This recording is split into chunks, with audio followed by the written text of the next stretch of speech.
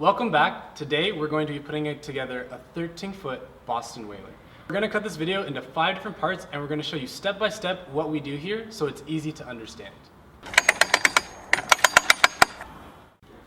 Welcome to part 5. So in part 4 we put together our interior, we mounted our console, and we also put the steering rod into our outboard. In part 5 we'll be putting together our fuel system, installing it in the boat, as well as how we run our electrical for the 20 horsepower Suzuki wheel drive. So normally, if you get a brand new outboard, they give you a fuel line that has both the outboard adapter, the tank adapter, and it has a pump. Now you could just directly attach this from your outboard to your tank, but for us, at least, we like to use a fuel and water separator provided by Yamaha. So here we have their mount, and we also have a fuel and water separator. So the nice thing about this is it helps separate the water and the fuel. Just in case you get some water in your tank, or you leave the tank adapter in the bottom of the boat and it sucks in some water. This will hopefully stop some of it from getting into your outboard, because if you get it into your outboard, which Josh will show you later, different video, big problem. You have to clean the entire system, so it's quite a hassle. So to try to prevent that from happening, we'll be installing a fuel and water separator. We'll leave a link down in the description below about all these parts if you're interested in buying them.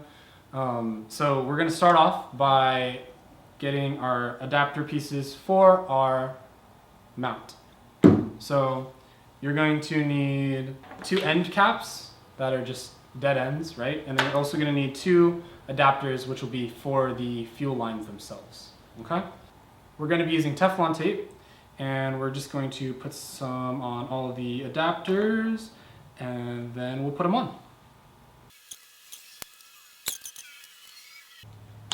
Okay, so now everything is wrapped in Teflon tape. We can start installing it. So as you can see, the Suzuki adapter connects to this side. So if I mount this into my whaler, I'm going to make the fuel line come over this side into here. Make sense? So you're also going to have to make an incision into your fuel line of where you're going to put your fuel and water separator. So one thing to keep in mind before you make your incision, you're probably going to want to measure out and make sure you have enough hose running from where your adapter is going to go to where you're going to mount it in your boat. So like I said, since we can see the adapters on this side, we're going to have the fuel adapter for the hose coming out this way. So we're going to take this, put it in here, but we're going to put the other adapter on this side. Then you're also going to want your end caps. Now we're going to tighten everything down with our 9/16 wrench.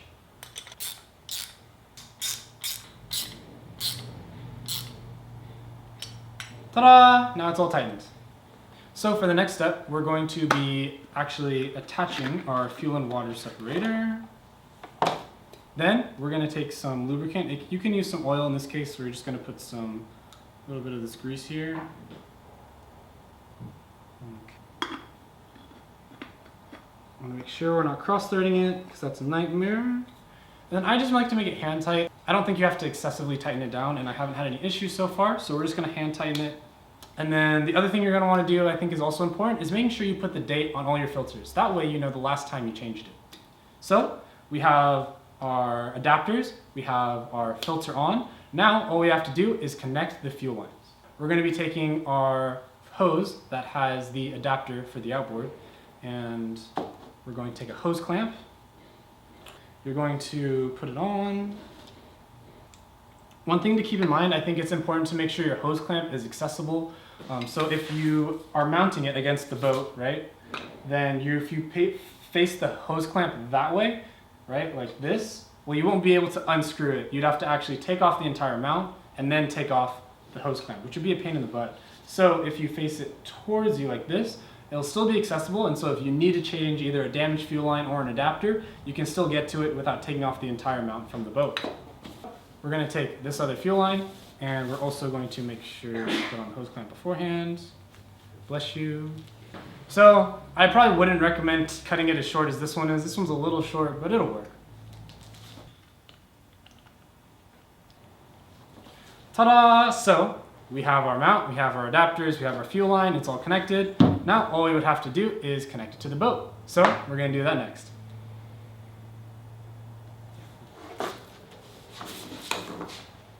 So here we already kind of have some pre-drilled holes from the last mount. And what we're going to do is we're going to put in put a washer on them.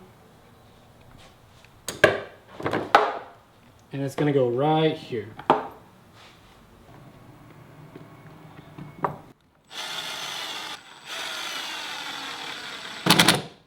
Right, so as you can see here, the tank is going to go in the boat. It's going to come into the fuel line and is going to come out this side, and this is going to attach right here. Ta-da! Okay, put that in the boat.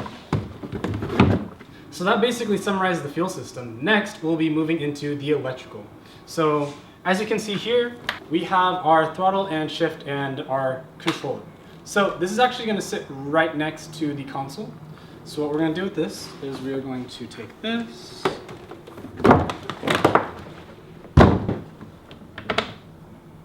So this is going to come right here, feed it underneath. At least that's how we prefer to do it. You could sit it on top, but we like to run it underneath. And then it's going to sit right here. There are 3 different screw holes that you can put in to screw into this sideboard. We normally have only been using 2 of them recently, but you could use all 3 if that's something you're interested in. What I'm going to do is I'm going to put this in here, and I'm going to line it up with this hole back here. Nice. Okay. So now all I'm going to have to do is I'm going to have to pre-drill one of the holes here, and then I'll put another one on this side as well. Another thing to take into consideration is the angle at which you want your remote control. Maybe I want my remote control more down. Maybe you like yours like more up, and you're like, so I don't know. It comes down to personal preference in my opinion. Like that's as low as I would go. And you also want to take into consideration how low your screw is. So if I screw into here, I want to make sure I can still put the washer and the nut on the back side, and I won't be going straight into the side of the boat. Make sense? So normally I like to tilt mine up a little. And then you also want to make sure when installing these is that when they're forward, you have enough room. So here you can see I have enough room for my hands and my knuckles. If this was like 2 inches forward, then like I would hit my hand and like I'd be punching the console. Like that would just suck. That'd be get some nice arthritis for your knuckles.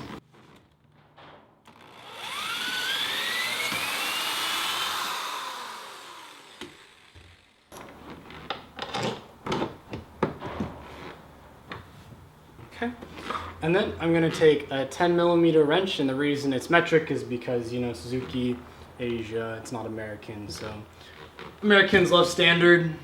Some Americans love standard.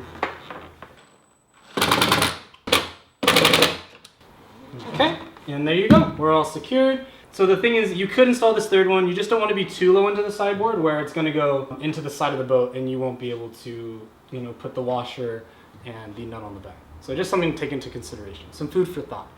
So as you can see, we're all set. We have enough clearance. If anything, I'm kind of cutting this close with the wheel, but you know, it'll be okay.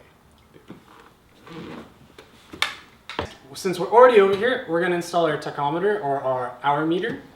So as you can see, there are a few wires here. You're just going to want to match the colors. So in this case for Suzuki, I have a red one and a green one. So that red one and the green one is going to attach to this red and green one. The other thing to make sure you have all your wires connected properly is that when you start the outboard, you're just going to want to watch the hour meter and make sure it's ticking. Because if it's not ticking, that means you've probably connected something incorrectly. The other thing I can do is I don't really want someone to accidentally like catch this or get caught on it. So what I'm going to do is I'm actually going to zip tie it to the back here to our steering rod, our steering cable, to the part that doesn't really move. And I'm going to keep it fairly loose. You know, I just want to keep it out of the way of everything else that's going to be going on in the boat. Next, we're going to connect everything else. We're going to connect the remote control to the outboard.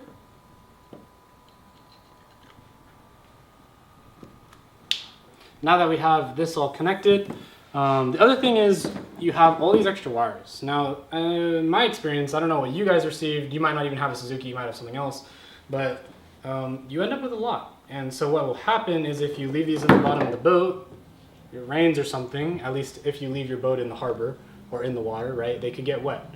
So the other thing we've decided to do, also along the lines of cable management, is we're going to take some P-clips and we're going to secure this to the bottom side of the seat. That way it keeps it out of the water for the most part, and it makes the boat look cleaner, right?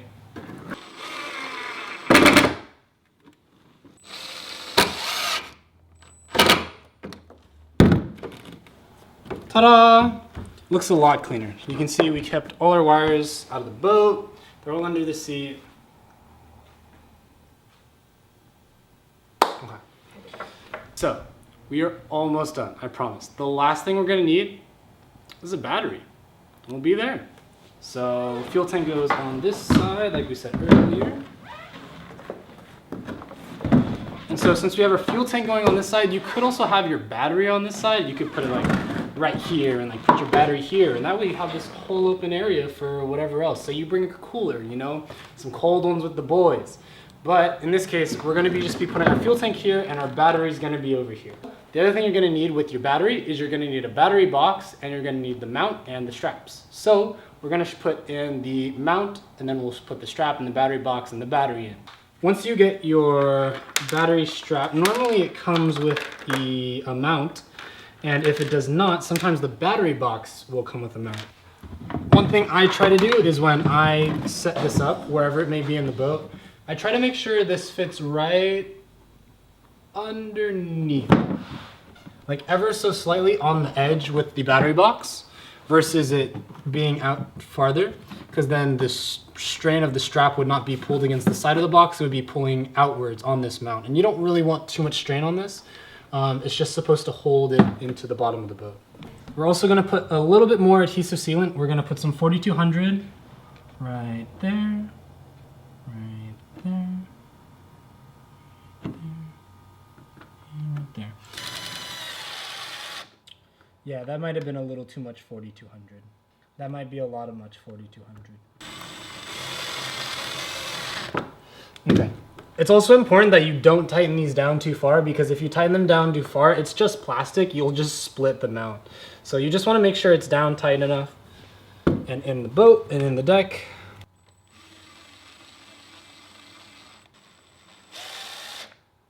Ta-da! And they're both secure. Awesome.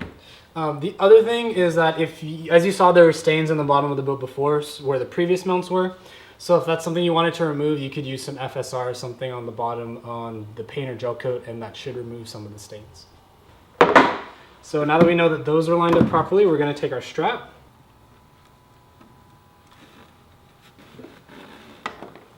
Battery box.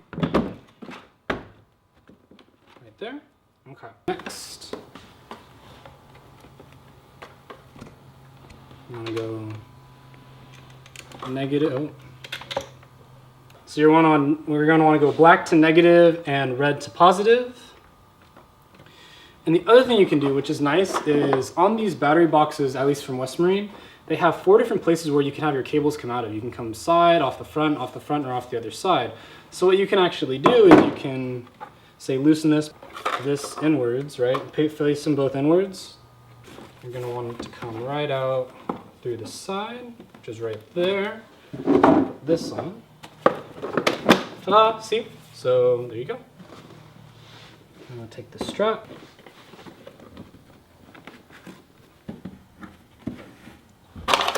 Okay. We're done. And last but not least, we have the bow hatch. So if you like this video and you found it helpful, don't forget to leave a comment down below. You can also subscribe to this channel if you haven't already. If you like this type of content, we will be creating more of it. And we have noticed that a small majority of the people who actually watch our videos actually subscribe. So if that's something you're interested in, we'll be making more. We'll also be doing other things such as like boat maintenance and how to check your fuel lines if it's leaking, a bunch of different things. So if that's something you want to see more of, don't forget to subscribe.